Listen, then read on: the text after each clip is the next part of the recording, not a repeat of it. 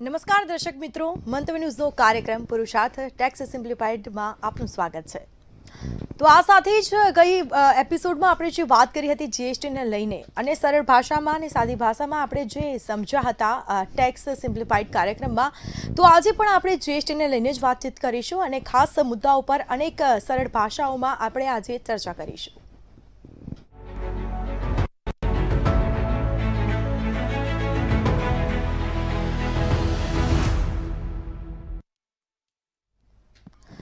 તો આ જે કાર્યક્રમ છે આપણી સાથે ભાવિકભાઈ શાહ જોડાઈ ચૂક્યા છે, જે પુરુષાર્થના ફાઉન્ડર છે। જે મંતવ્ય ન્યૂઝમાં આપનું સ્વાગત છે। નમસ્કાર। બિલકુલથી તો ગયા વખતે અમારા દર્શક મિત્રોને આપે સરસ માહિતી આપી હતી, તો આજે પણ ફરી આપણે આમ નવા મુદ્દા સાથે ચર્ચા કરવાના છે જીએસટીને લઈને।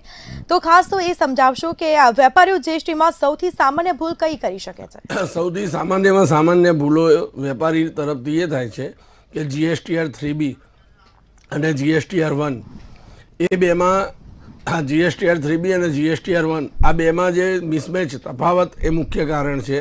બીજું કે જે GSTR 2Bમાં ક્રેડિટ શો થવી અને GSTR 3Bમાં જે ક્રેડિટ લે છે, આ મેઇન મિસ્ટેક્સ હોય છે અને ઇન્વોઇસીસમાં ભૂલો હોય છે। આ બધી ભૂલોને આપણે સામાન્ય રીતે ચકાસીને રિટર્ન્સ ભરવાના હોય છે। હા, બિલકુલથી જો વાત કરવામાં આવે તો શું બિલ વગર માલ મોકલવો એ મોટી ભૂલ હોઈ શકે? હા જી, બિલ વગર માલ મોકલવો એ સૌથી મોટી ભૂલ છે। બિલ વગર કે ઇન્વોઇસ જે બનાવવાનું હોય છે, ઇન્વોઇસ ખોટું બનાવો, ઇન્વોઇસમાં વસ્તુ ખોટી લખો કે 50,000થી વધુનો માલ હોય અને ઈવે બિલ ના બનાવો, તો એવી રીતે જ્યારે પણ આપણે બિલ બનાવ્યા વગર કે ઈવે બિલ બનાવ્યા વગર માલ મોકલીએ છીએ તો આપણને 100% 200% સુધીની પેનલ્ટી પણ લાગી શકે છે। બિલકુલથી તો GSTR જે છે 2B એ જોયા વગર આઈટીસી લેવી જોઈએ કે નહીં? નહીં, GSTR 2B વગર ચેક કર્યા વગર, વેરીફાઈ કર્યા વગર એમાં જે કંઈ પણ બિલો આવ્યા છે અને આપણી પરચેસના જે બિલો છે આપણી પાસે એ બધું મેચ કર્યા પછી જ આપણે આઈટીસી ક્લેમ કરવી જોઈએ। હા, બિલકુલથી તો શું આપણે પર્સનલ ખર્ચ ઉપર આઈટીસી કહી શકાય કે મળી શકે ખરી વેપારીઓને? નહીં, પર્સનલ ખર્ચની જે કંઈ પણ વસ્તુઓ છે, જેમ કે ઘરે ફર્નિચર કરાવ્યું હોય, એસી લગાવ્યું હોય, ફ્રીજ લગાવ્યું હોય, તો એની ઉપર આઈટીસી આપણે ક્લેમ કરી શકતા નથી। હા, બિલકુલથી તો ખાસ હવે એ સમજાવશો કે આ જીએસટી નોટિસ આવવાનું મુખ્ય કારણ શું હોઈ શકે? જીએસટીમાં નોટિસ આવવાનું મુખ્ય કારણ GSTR 1 અને 3Bના ડેટાની મિસમેચ હોય કે ક્રેડિટ મિસમેચ હોય કે ખોટા ઇન્વોઇસ બનાવ્યા હોય, એ મેઇન નોટિસ આવવાનું મુખ્ય કારણ એ જ છે। તો આ ASMT 10 નોટિસ એ શું હોય છે? જ્યારે જીએસટી ઓફિસરને આપણા GSTના 1ના ડેટા, 3Bના ડેટા કે 2B અને ક્રેડિટ એમાં કોઈ પણ વિસંગતતા દેખાય એટલે મિસમેચ આવે તો એ વખતે ASMT એસેસમેન્ટ 10નો ઓર્ડર ઇસ્યુ કરે છે કે જેમાં એ એસેસમેન્ટ આપણે જાતે જઈને બધું સોલ્વ કરાવવાનું હોય છે। બિલકુલથી તો આ નોટિસનો જવાબ સમયસર ન આપીએ તો વેપારીને શું તકલીફ પડી શકે? જો નોટિસનો જવાબ સમયસર ના આપવામાં આવે તો GST ઓફિસર DRC 01 એટલે કે ડિમાન્ડ રેઝ કરી નાખે છે અને પછી એ પ્રમાણે આપણે ડિમાન્ડ કાં તો ભરવી પડે છે કાં તો અપીલમાં જવું પડે છે। બિલકુલથી તો ખાસ એના વિશે બી થોડી માહિતી આપશો કે આ DRC 01 નોટિસ ક્યારે આવતી હોય છે? DRC 01 જ્યારે એસેસિંગ ઓફિસરને એમ લાગે કે ભાઈ કરદાતાએ આ પ્રમાણે ચોરી કરેલી છે કે કરદાતાના રિટર્નમાં ભૂલ છે, એ એમના હિસાબે એસર્ટેન થઈ ગયા હોય એટલે DRC 01 આપણને ઇસ્યુ કરે છે। બિલકુલથી તો શું આ બધી જ નોટિસનો જવાબ ઓનલાઈન આવી શકે છે ખરા? હા, તમામ નોટિસનો જવાબ, તમામ પ્રક્રિયા ઓનલાઈન જ છે એટલે બધું ઓનલાઈન જ જવાબ સબમિટ કરવાના હોય છે। એની ઓફલાઈન કોઈ સિસ્ટમ નથી હોતી? નહીં, ઓફલાઈન કોઈ સિસ્ટમ હોતી નથી। હા, પરંતુ આપણે જ્યારે ઓનલાઈનમાં આપણે પર્સનલ હિયરિંગ માંગીએ રિક્વેસ્ટથી કે ભાઈ અમારે અમારા ડેટાને વ્યવસ્થિત રીતે સમજાવવા માટે, પોઝિશનને વ્યવસ્થિત ક્લિયર કરવા માટે એસેસિંગ ઓફિસરને મળવું જરૂરી છે, તો પર્સનલ હિયરિંગ આપણે માંગીએ તો એ લોકો આપશે અને એ વખતે આપણે GST ઓફિસમાં જઈ શકીએ છીએ। બિલકુલથી જો વેપારી અધિકારીના નિર્ણયથી સંતુષ્ટ ન હોય તો તેની માટે ખાસ તો એને અપીલમાં જવું પડે છે ઓર્ડરની સામે અને GSTમાં અપીલ કરવી પડે છે આપણે। અને કદાચ એ ના થઈ શકે તો પછી? નહીં, અપીલ ના થઈ શકે તો પછી ના ચાલે, તો પછી આપણે ફરજિયાત પ્રમાણે ઓર્ડરનું પાલન કરવું જ પડે છે। તો અપીલ કરવા માટે ખાસ કેટલો સમય મળતો હોય છે વેપારી? અપીલ કરવા માટે 3 માસનો સમય, 90 દિવસનો સમય મળે છે। જ્યારે પણ એસેસિંગ ઓફિસર જે ઓર્ડર પાસ કરે ને જો આપણને એનાથી ડિસેટિસ્ફાઈડ છીએ તો આપણે 30 દિવસ 90 દિવસની અંદર અપીલ કરવી પડે છે। એના માટે APL 01નું ફોર્મ ભરવું પડે છે અને જે બી ડિસ્પ્યુટેડ ટેક્સ લાયબિલિટી છે વિધાઉટ ઇન્ટરેસ્ટ અને લેટ ફી એના 10% આપણે ભરવા પડે છે. બિલકુલથી. તો શું જ્યારે વેપારી અપીલ કરવા માટે જાય તો કોઈ તેને રકમ જમા કરાવવી પડતી હોય હા, એ જે ડિસ્પ્યુટેડ ટેક્સ એમાઉન્ટ જે છે કે સપોઝ 1 લાખનો ડિસ્પ્યુટ છે ટેક્સનો, એની ઉપર ઇન્ટરેસ્ટ પેનલ્ટી એ બધું કરીને 3 લાખ થયા છે, પણ આપણે જે 1 લાખ રૂપિયા બેઝિક ટેક્સની રકમ છે એની ઉપર 10% એટલે 10,000 રૂપિયા આપણે ભરવા પડે. તો આ જીએસટી ટ્રિબ્યુનલ શું હોય છે? જીએસટી ટ્રિબ્યુનલ એટલે જ્યારે આપણે અપીલ આપણી ડિસમિસ થઈ જાય કે આપણી અપીલ આપણા ફેવરમાં નથી આવતી તો એની સામે આપણે જીએસટી ટ્રિબ્યુનલમાં પણ પછી આગળ જઈ શકીએ છીએ. હા, બિલકુલથી. તો આ જીએસટી કાયદાની જે કલમ 122 છે તે મુજબ મુખ્ય દંડ શું હોઈ શકે? મુખ્ય દંડ કલમ 122 મુજબ 200% જેટલી પેનલ્ટી છે જે તમે ટેક્સ નથી ભરતા એના માટેની. હા, બિલકુલથી. તો જો કોઈ વેપારી રજિસ્ટ્રેશન લેવા માટે પાત્ર હોય કે ન હોય તો શું તે દંડ હોઈ શકે છે? હા, હોઈ શકે છે ને. એના જે કંઈ પણ ટેક્સનો જે ભરવાનું થાય છે એ વેપારી રજિસ્ટર્ડ થવા પાત્ર છે પરંતુ રજિસ્ટર્ડ નથી થયો એવા સમયે એસેસિંગ ઓફિસર જે જીએસટી ઓફિસર છે એને 10,000 રૂપિયા અથવા તો એને જે કંઈ પણ ટેક્સ ભરવાનો એના રકમના 100% જેટલો દંડ કરી શકે છે. હા, બિલકુલથી. જ્યારે ઈવી બિલ જે છે એ વગર માલ પકડાય તો તે કલમ હેઠળ કોઈ દંડ થાય છે ખરા? હા, કલમ 129 હેઠળ જ્યારે ઈવે બિલ વગર, ઈવે બિલ 50,000થી વધારની રકમનો માલ હોય અને મોકલવામાં આવે તો ઈવે બિલ વગર જો મોકલે છે તો જે કંઈ પણ ટેક્સની રકમ છે એના 200% સુધીનો ટેક્સ એ લોકો પેનલ્ટી તરીકે વસૂલ કરે છે. હા, બિલકુલથી. તો આ જે જીએસટીમાં જેલની જોગવાઈ હોય છે ખરા? હા, જેલની જોગવાઈ ક્યારે હોય છે કે બહુ રેર કેસીસ કે જે 5 કરોડ રૂપિયા કરતાં વધારેની ટેક્સ ચોરી હોય એવા કેસમાં જેલની જોગવાઈ છે. 5 વર્ષ સુધીની જેલની સજાની પણ જોગવાઈ છે. અને કદાચ એનાથી ઓછી રકમ હોય તો એનાથી ઓછી રકમ હોય તો જેલની જોગવાઈ નથી પણ એ પૈસા ભરવા પડે છે. એટેચમેન્ટ આ તે બધું આવી જાય બેંક ઉપર, પ્રોપર્ટીઝ ઉપર. એટલે ટેક્સની ચોરી એ તો ટેક્સની ચોરી જ છે. હા, એ તો છે જ. તો અધિકારી કયા સંજોગોમાં આપમેળે રજીસ્ટ્રેશન રદ કરી શકે છે? જ્યારે કોઈ વેપારી 6 મહિના કે તેથી વધારે સમય માટે રિટર્ન ના ભરે, કોમ્પોઝિશન વેપારી 3 ક્વાર્ટરના રિટર્ન નથી ભરતો તેવા સંજોગોમાં એસેસિંગ ઓફિસર રજિસ્ટ્રેશન કેન્સલ કરી શકે છે. બિલકુલથી. તો આ બધી જે માહિતી આપી, હવે એના વિશે થોડી માહિતી આપશો કે REG 17 એ નોટિસ શાના માટે હોય છે? REG 17 એ જ્યારે એસેસિંગ ઓફિસરને લાગે કે ભાઈ આ જીએસટી નંબર કેન્સલ કરવા યોગ્ય છે તો એ તમને કારણ દર્શક શોકોઝ નોટિસ આપશે REG 17માં કે ભાઈ તમારો નંબર શા માટે શિયો મોટો કેન્સલ ના કરી દેવામાં આવે એનું તમે ક્લેરિફિકેશન આપો અથવા તો તમારા જે બાકીના રિટર્ન્સ છે, જે કંઈ પણ ટેક્સ લાયબિલિટી છે એ પે કરી દો તો અમે તમારો નંબર કેન્સલ નહીં કરીએ, અધરવાઇઝ તમારો નંબર કેન્સલ થઈ જશે. બીજો સવાલ એ છે કે જો રજિસ્ટ્રેશન રદ થઈ જાય તો તેને પાછું કેવી રીતે આપણે મેળવવું જોઈએ? ખાસ ઊંડાણપૂર્વક થોડી દર્શક મિત્રોને માહિતી આપશો. જ્યારે એસેસિંગ ઓફિસર, જીએસટી ઓફિસર તમારું રજિસ્ટ્રેશન કેન્સલ કરી દે છે તો એના વિધિન ટાઈમ પીરિયડ જે કંઈ પણ નોટિસ આપે છે REG 17માં, એ REG 17માં નોટિસ આપે છે એનું બધું શોર્ટ આઉટ આપણે કરવું પડે. એ પણ આપણે કરવાનું રહી જાય છે અને નંબર સંપૂર્ણ કેન્સલ જ થઈ જાય છે.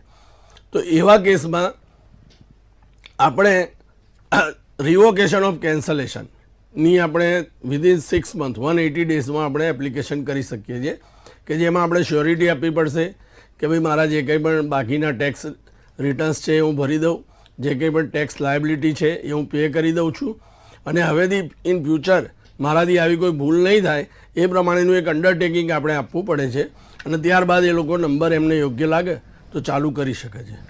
બિલકુલથી. તો શું વેપારી પોતાની મરજીથી રજિસ્ટ્રેશન કેન્સલ કરાવી શકે? હા, જ્યારે કોઈ વેપારીને એમ લાગે કે હવે મારો બિઝનેસ મારે નથી કરવો કે મારું ટર્નઓવર હવે મારી લિમિટમાં રહેવાનું છે, 20 લાખથી ઓછું થવાનું છે, તો એવા કેસમાં એ વેપારી પોતે પણ એપ્લિકેશન કરી શકે છે. એ એપ્લિકેશન કરે એટલે જ્યાં સુધી જે મહિને એપ્લિકેશન કરે છે ત્યાં સુધીના તમામ એના જીએસટીના રિટર્ન્સ, એની જે કંઈ પણ ટેક્સ લાયબિલિટીઝ હોય એ બધું પે કરી દેવું પડે અને પછી એપ્લિકેશન કરે છે કે ભાઈ મારો નંબર તમે કેન્સલ કરી આપો. બિલકુલથી. તો જે રજિસ્ટ્રેશન કેન્સલ થયા પછી પણ જે સ્ટોક ઉપર રહેલી આઈટીસીનું શું થઈ શકે પછી? હા, એ સ્ટોક ઉપરની આઈટીસી જે કંઈ પણ છે એ તમારે ગવર્મેન્ટને પે કરી દેવી પડશે, રિવર્સ કરવી પડશે. તો તમારા ક્રેડિટ લેજરમાં કે કેશ લેજરમાં બેલેન્સ હોય તો એમાંથી એનું પેમેન્ટ કરવાનું છે અને એમાં બેલેન્સ નથી તો કેશ પેમેન્ટ અત્યારે કરીને એ ITC 01નું ફોર્મ જે ભરવાનું છે એ ભરવું પડશે અને એ આપણે GSTR 10 જે ફાઇનલ રિટર્ન હોય છે એ ફાઇનલ રિટર્ન ફાઇલ કરીને આપણે GST નંબર કમ્પ્લીટલી કેન્સલ કરી શકીએ છીએ. બિલકુલ જી. તો આ 180 દિવસનો જે નિયમ છે એ શું હોય છે વેપારી માટે? 180 દિવસનો નિયમ એટલે કે જ્યારે આપણે કોઈ પણ વ્યક્તિને માલ વેચીએ છીએ એટલે ખરીદનાર વ્યક્તિ એની ITC ક્લેમ કરી હોય, એની પાસે GST નંબર હોય, તો ખરીદનાર વ્યક્તિએ વેચનારને 180 દિવસમાં પેમેન્ટ આપી દેવું પડશે. જો 180 દિવસમાં પેમેન્ટ નથી આપતો તો એણે જે કંઈ પણ ITC ક્લેમ કરી છે એ જે મહિનામાં ક્લેમ કરી હોય એ મહિનામાં એણે પાછી રિવર્સ ત્યારથી તે અત્યાર સુધી રિવર્સ કરીને એનું વ્યાજ પણ ભરવું પડશે. એટલે સપોઝ તમે કોઈ વેપારીને 15 જાન્યુઆરીએ માલ વેચ્યો છે તો 15 જાન્યુઆરીથી 180 દિવસ એટલે લગભગ 15 જુલાઈ આવશે. 15 જુલાઈ સુધીમાં એ વેપારી તમને પેમેન્ટ નથી આપતો તો એ વેપારીએ જે ક્રેડિટ ક્લેમ કરી છે એ ક્રેડિટ એણે રિવર્સ કરવી પડશે અને એની ઉપર 15 જાન્યુઆરીથી ત્યાં સુધીનું વ્યાજ પણ પે કરવું પડશે. બિલકુલ. તો આ જે GTA સર્વિસ ઉપર RCM કોણે ભરવાનું હોય છે? એ ગુડ્સ ટ્રાન્સપોર્ટ એજન્સી જે હોય છે એ વ્યક્તિ જ્યારે કોઈ પણ વ્યક્તિ તરફથી ગુડ્સ લઈ જાય છે, જેમ કે પોર્ટર છે કે બીજા કોઈ પણ ગુડ્સ ટ્રાન્સપોર્ટ એજન્સી, તો એ લોકો પોતે ટેક્સ કલેક્ટ નથી કરતા. એ સર્વિસ રિસીવરે રિવર્સ ચાર્જ મિકેનિઝમ હેઠળ એનો ટેક્સ ભરવાનો રહે છે. બિલકુલથી. તો આ શું સેકન્ડ હેન્ડ ગાડીની ખરીદી ઉપર ITC મળે છે ખરી? નહીં, સેકન્ડ હેન્ડ ગાડીની ખરીદી ઉપર ITC નથી મળતી, સિવાય કે પોતાનો જ ગાડી લે વેચનો ધંધો હોય. એટલે કે ગાડી એ બેઝિકલી પર્સનલ યુઝ માટે ગણાય છે, બિઝનેસ યુઝ માટે નથી ગણાતી. તો કયા સંજોગોમાં વેપારી GST રિફંડ માંગી શકે છે? GST રિફંડ બે સંજોગોમાં મળે છે. એક તો એક્સપોર્ટના કેસમાં, કે જ્યારે એક્સપોર્ટના કેસમાં શું છે કે GST લાગતો નથી, સેલ ઉપર 0% હોય છે, તો એ કેસમાં જે કંઈ પણ ઇનપુટ ઉપર આપણે GST પે કર્યો છે તો એ GST આપણે રિફંડ ક્લેમ કરવા પાત્ર છે. અને બીજું કેસ છે ઇન્વર્ટેડ ડ્યુટી સ્ટ્રક્ચર. હવે ઇન્વર્ટેડ ડ્યુટી સ્ટ્રક્ચર એ શું છે કે ઇનપુટ ઉપર વધારે રેટ લાગે છે, જેમ કે કાપડ બજાર છે તેમાં યાન ઉપર 18% લાગે છે અને કપડા ઉપર 5% ટેક્સ લાગે. એટલે ઇનપુટ જે છે એની ઉપર હાયર રેટ છે, આઉટપુટ ઉપર લોઅર રેટ છે. તો એના કારણે શું થાય કે હાયર રેટની ઇનપુટ આવશે, લોઅર રેટનું આઉટપુટ જશે. એટલે એ જે ક્રેડિટ વધે છે કે આજે માલ ખરીદ્યો 1 લાખ રૂપિયાનો, એ માલ ઉપર આપણે પ્રોસેસ કરીને એને 1.5 લાખમાં વેચીશું તો 1 લાખ ઉપર આપણે 18% 18,000 GST પે કર્યો છે. જ્યારે 1.5 લાખનું સેલ કરીશું એની ઉપર આપણે 5% GST લેવાનો છે, તો 7,500 જ આઉટપુટ ઉપર થયો. તો બાકીના જે 10,500 વધ્યા છે, ક્રેડિટ વધી છે, એ આપણે ક્લેમ કરી શકીશું રિફંડ માટે. બાકી આ બે સિવાય અન્ય કોઈ કેસમાં રિફંડ મળતું નથી. પણ કદાચ ભૂલથી વધારે ટેક્સ ભરાઈ ગયો હોય તો જ આ રિફંડની માંગ થતી હોય છે. વધારે ટેક્સ ભરાઈ જાય એટલે કેશ લેજરમાં બેલેન્સ પડ્યું હોય તો એ તમે કોઈ પ્રોબ્લેમ વગર વિથડ્રો કરી શકો છો. બાકી ક્રેડિટ લેજરમાં તો એક્સપોર્ટ અથવા તો ઇન્વર્ટેડ ડ્યુટી સ્ટ્રક્ચર. કદાચ ઓનલાઈન પેમેન્ટ કર્યું હોય તો તેને લઈને? એટલે ઓનલાઈન પેમેન્ટ કર્યું હોય તમે જે કંઈ પણ, તમે કેશ લેજર, GSTમાં 2 લેજર છે, કેશ લેજર, ક્રેડિટ લેજર. આપણે જે કંઈ પણ કેશ પેમેન્ટ કરીએ છીએ GSTનું એ GST કેશ લેજરમાં ક્રેડિટ થાય અને GST કેશ લેજરનું જે કંઈ પણ વિથડ્રો કરવું છે ગમે ત્યારે આપણે કરી શકીએ છીએ. એ વધારે ભરાઈ જશે તો આપણે પાછા ઉપાડી શકીએ છીએ, એમાં કોઈ પ્રોબ્લેમ નથી. પણ ક્રેડિટ લેજર એટલે આપણી પરચેસની જે GST છે એ કે ઇનપુટની જે GST છે એ ક્રેડિટ લેજરમાંથી ખાલી આ 2 જ કેસમાં આપણે વિથડ્રો કરી શકીએ છીએ. હા, બિલકુલથી. તો આ રિફંડ અરજી કરવા માટે ખાસ કયું ફોર્મ ભરવાનું રહેતું હોય છે? રિફંડ ક્લેમ કરવા માટે RFD 01નું ફોર્મ ભરવાનું હોય છે અને એ within 2 year from the relevant date.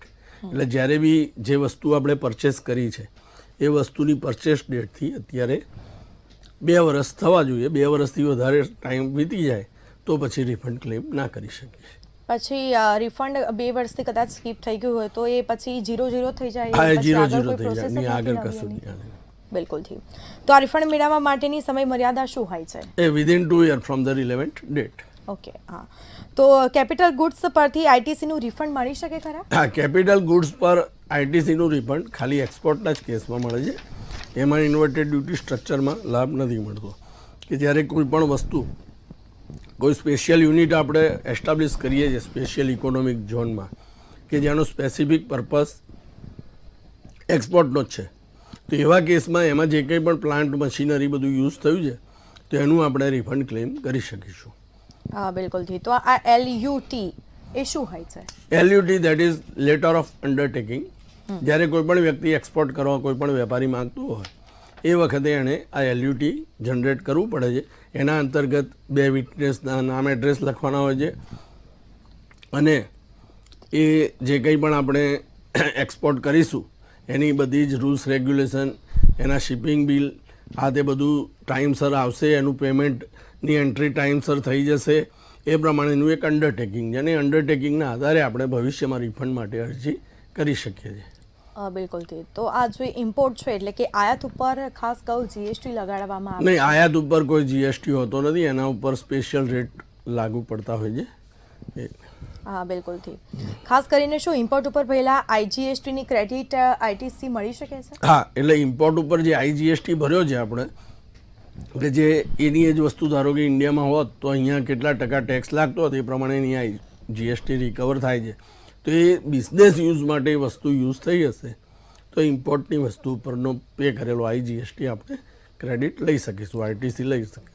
તો આ જે ઇમ્પોર્ટનું જે આપણે કહ્યું કે તેના ઉપર કોઈ જીએસટી નથી લાગતો, પરંતુ આ જે બેઝિક કસ્ટમ ડ્યુટી પર ભરવાની હોય છે એવું કંઈ હોય છે? હા, એટલે બેઝિક કસ્ટમ ડ્યુટી ભરવાની હોય છે, એ આઈજીએસટી તરીકે પેમેન્ટ કરવાની થાય છે. હા, બિલકુલથી. આ જીએસટી ઓડિટ ક્યારે ફરજિયાત બનતી હોય છે? જીએસટી ઓડિટ જ્યારે એસેસિંગ ઓફિસરને લાગે કે તમારા બુક્સ ઓફ એકાઉન્ટમાં કંઈ ગોટાળા છે ત્યારે પણ એ લોકો ડિમાન્ડ કરી શકે છે. અધરવાઇઝ 2 કરોડથી વધારેનું ટર્નઓવર હોય તો જીએસટી ઓડિટ લાગુ પડે છે. હા, બિલકુલથી. તો આ જે બેસ્ટ જજમેન્ટ એસેસમેન્ટ ક્યારે થતું હોય છે? વેપારીને વારંવાર નોટિસ આપવામાં આવે છે પણ વેપારી એના કોઈ જવાબ આપતો નથી.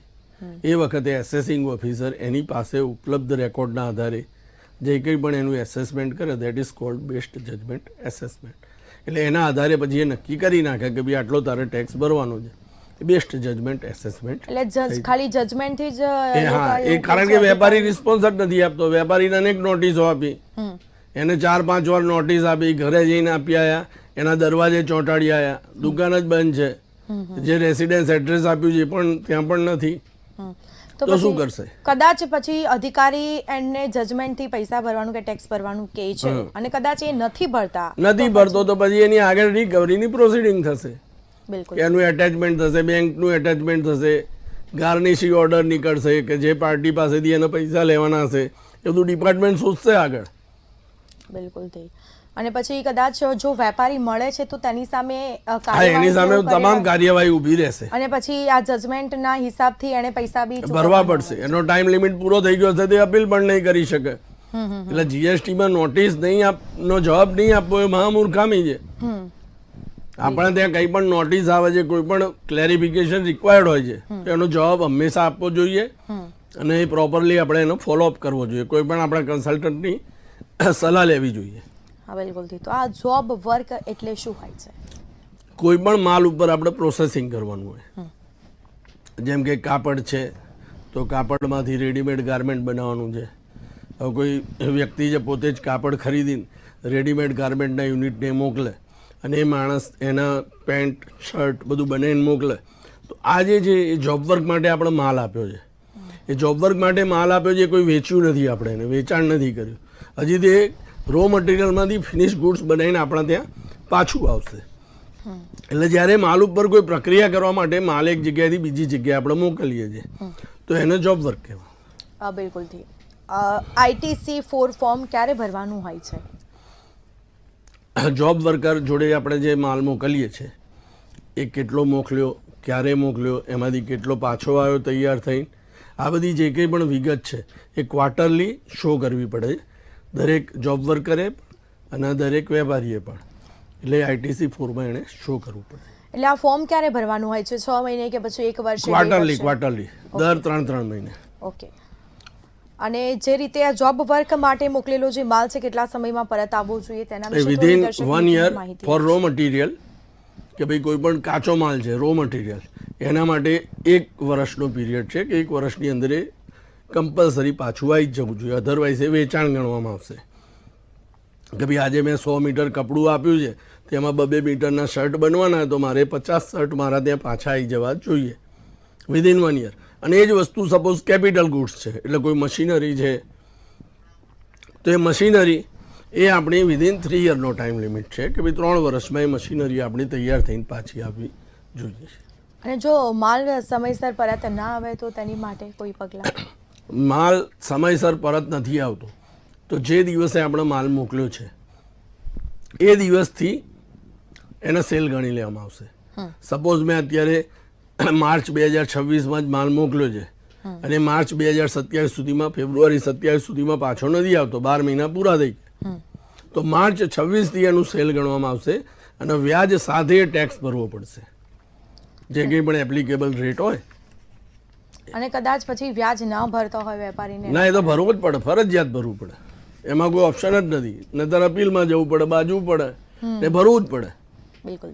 એટલે સમય મર્યાદા તમામ જગ્યાએ પાલન કરવું આવશ્યક છે. આપણી મરજીની વાત નથી કે હું આ ભરીશ ને નહીં ભરું. તમારી સિસ્ટમ આગળ જાય જ નહીં. પેમેન્ટ નહીં કરો તો 3B ભરાશે જ નહીં. આ મહિનાનું નહીં ભરાય તો બીજા મહિનાનું નહીં ભરાય, તો શું કરશો? અને પછી વેપારીને કદાચ ધંધામાં બી તકલીફ? હા, બધે તકલીફ પડે. તો રેસિડેન્શિયલ ફ્લેટ ઉપર જીએસટીના દર શું હોય છે? રેસિડેન્શિયલ ફ્લેટ ઉપર જીએસટીના દર, જે એફોર્ડેબલ હાઉસિંગ છે કે ભાઈ જે 20 લાખથી ઓછાના મકાન છે એની ઉપર 1% છે અને જે એ સિવાયના મકાન છે એની ઉપર 5% છે. બીજું કે જ્યારે તમે રેસિડેન્શિયલ હાઉસ લો છો તો એની આ કોઈ તમે ક્રેડિટ ક્લેમ કરી શકતા નથી. આઈટીસી આની મળવાપાત્ર છે નહીં. આપણે એમ કહીએ કે મેં 40 લાખનું મકાન લીધું ને એમાં 2 લાખ જીએસટી ભર્યો તો હું અમારા બિઝનેસમાં આઈટીસી ક્લેમ કરું, મારી પાસે જીએસટી નંબર છે, મેં આ તો સ્ટાફને રહેવા માટે ફ્લેટ લીધો છે, તેવી કોઈ દલીલ ચાલતી નથી. તો આ શું તૈયાર ઘર ઉપર ખરીદવા ઉપર જીએસટી લાગતું હોય છે ખરા? ના, બિલ્ડિંગને જ્યારે ઓલું કમ્પ્લીટેશન સર્ટિફિકેટ સીસી મળી ગયું છે એકવાર, એટલે રીસેલ થાય છે. એકવાર સીસી મળી ગયું એટલે પછી પતી ગયું, પછી રીસેલ જ ગણાય બધા ફ્લેટ. કે આપણે પોતે આપણું મકાન વેચીએ છીએ, ભલે 3 કરોડમાં વેચીએ, 2 કરોડમાં વેચીએ, તો એવા સમયે જીએસટી લાગુ પડતો નથી. જીએસટી ક્યારે લાગુ પડે કે જ્યારે બિલ્ડર વેચે છે, બિલ્ડર પોતે નવા બનાવેલા મકાન વેચે છે એ જ વખતે જીએસટી પે કરવો પડશે. હા, બિલકુલથી. તો આ રિયલ એસ્ટેટમાં 80-20નો નિયમ શું હોય છે તેના વિશે થોડી માહિતી આપશો. હવે રિયલ એસ્ટેટમાં શું છે કે ભાઈ જે બાયર્સ છે એણે તો કમ્પલસરી મકાન લે છે એટલે જીએસટી પે કરવાનો છે. બિલ્ડર છે મકાન બનાવવા માટે ઇનપુટ્સ વાપરે છે, સિમેન્ટ છે, લોખંડ છે કે ફર્નિચર બનાવીને આપવાનું હોય તો એ છે, જે કંઈ પણ વસ્તુ એની ઇનપુટ કોસ્ટ છે લેન્ડ સિવાયની, એ બધા ઉપર એણે 80% વસ્તુઓ ઉપર જીએસટી પેડ જ એણે પરચેસ કરવી પડશે. એ કોઈ પણ અનરજિસ્ટર્ડ વેપારી પાસેથી લેશે તો નહીં ચાલે. કમ્પલસરીલી 80% ગુડ્સ ઉપર એણે જીએસટી પે કરવો જ પડશે. જે બી એપ્લિકેબલ રેટ હોય, સિમેન્ટમાં 5% હોય, કોઈમાં 12% હોય, જે કંઈ પણ હોય, એટલે 80% એની પરચેસ એવી હશે કે જેમાં ફરજિયાત એણે ટેક્સ ભરવો પડશે. બાકીની 20% ઉપર ટેક્સ નથી ભર્યો તો ચાલશે.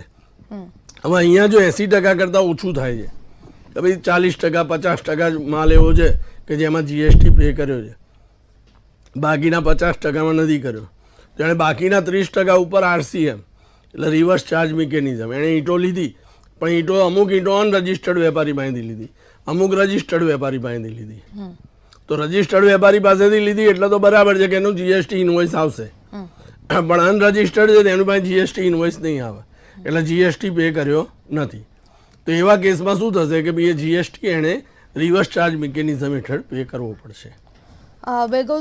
તો ભાવિકભાઈ, આપણે જે માહિતી આપી છે આશા રાખીએ કે દર્શક મિત્રો અને વેપારીઓ ખૂબ જ સારી રીતે સમજ્યા હશે, કેમ કે સરળ શબ્દોમાં આપણે જે સવાલ જવાબ કર્યા છે અને વેપારી અને દર્શક મિત્રોને ખબર પડી જશે.